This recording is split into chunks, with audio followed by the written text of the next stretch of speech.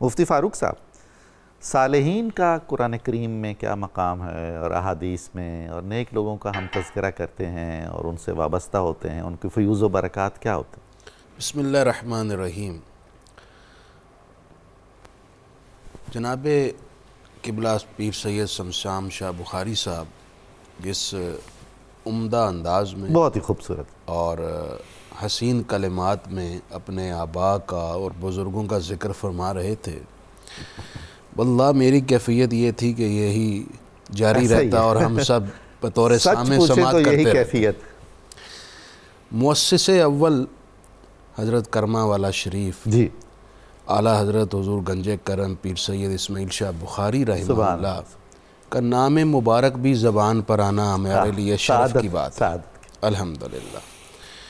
ان کی زندگی کا نقشہ اگر میں کھینچتے ہوئے قرآن کی آیات پڑھوں تو یہ کہوں کہ ان کی زندگی میں ان آیات کی روشنی تھی، تو یہ بات بالکل غلط نہیں ہوگی۔ سبحان اللہ۔ سورۃ الفرقان کی آیات میں پڑھنے لگا ہوں۔ اللہ تعالیٰ نے فرمایا وَعِبَادُ الرَّحْمَنِ الَّذِينَ يَمْشُونَ عَلَى الْأَرْضِ هَوْنًا، رحمان کے بندے وہ ہیں جو زمین پر نرمی سے چلتے سبحان ہیں، اللہ، عجز و نیاز کے پیکر ہوتے ہیں، اپنے رب کے نیاز مند بندے ہوتے ہیں۔ سبحان اللہ۔ وَإِذَا خَاطَبَهُمُ الْجَاهِلُونَ قَالُوا سَلَامًا، جہلاء سے الجھتے نہیں، جھگڑتے نہیں، ان پر بھی شفقت کے پر رکھتے ہیں، اور اس میں کوئی شک و شبہ نہیں۔ حضرت والا کی زندگی ایسی تھی۔ سبحان اللہ۔ وَالَّذِينَ يَبِيتُونَ لِرَبِّهِمْ سُجَّدًا وَقِيَامًا، اللہ ان کی راتیں یوں گزرتی کہ وہ اپنے رب کے حضور تہجد میں سجدہ ریز ہوتے، قیام کرتے۔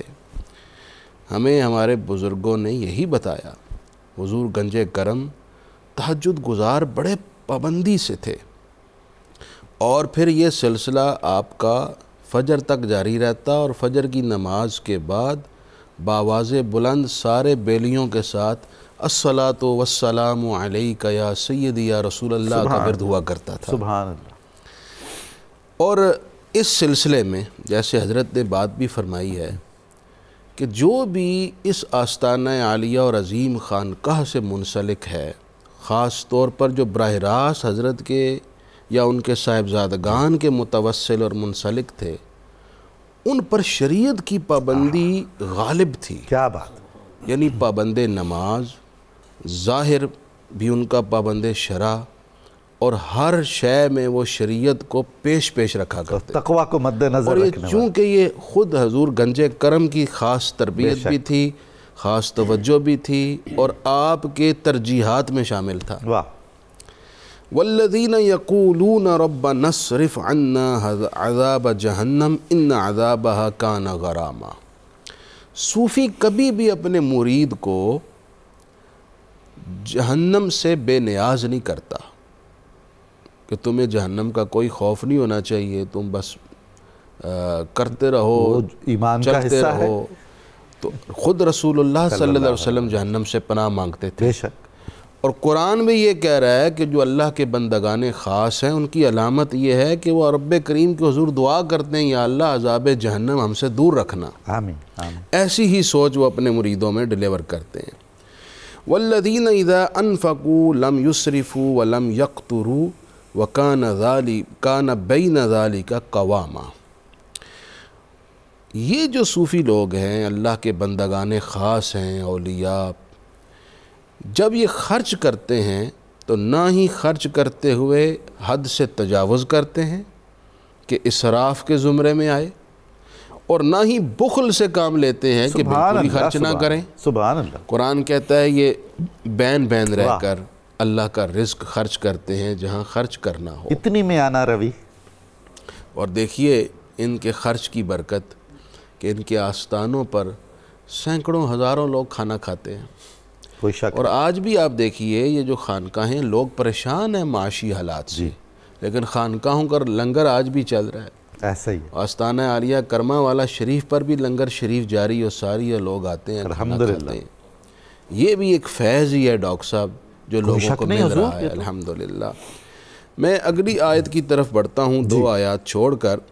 والذین لا یشہدون الزور، کہ یہ جو اللہ کے بندگان خاص ہیں جھوٹی گواہی نہیں دیتے، سبحان اللہ، اور یہ لوگ بیہودہ ایکٹیویٹی کا نہ حصہ بنتے ہیں نہ اس کو پروموٹ کرتے ہیں۔ کمال ہے جی، واہ۔ اور آگے فرمایا والذین اذا ذکروا بآیات ربہم لم یخروا علیہا صما وعمیانا، اور جب انہیں رب کریم کی آیات سنائی جائیں، یا وہ خود تلاوت کریں یا ان کے سامنے پڑھی جائیں، اللہ اللہ، تو ان کے جو آنکھیں ہیں وہ نم ہو جاتی ہیں اور وہ اللہ کی آیات میں غور و فکر کرتے ہیں۔ کیا بات! یہ علامات قرآن مجید نے اپنے خاص بندوں کے حوالے سے خود ذکر کی ہیں۔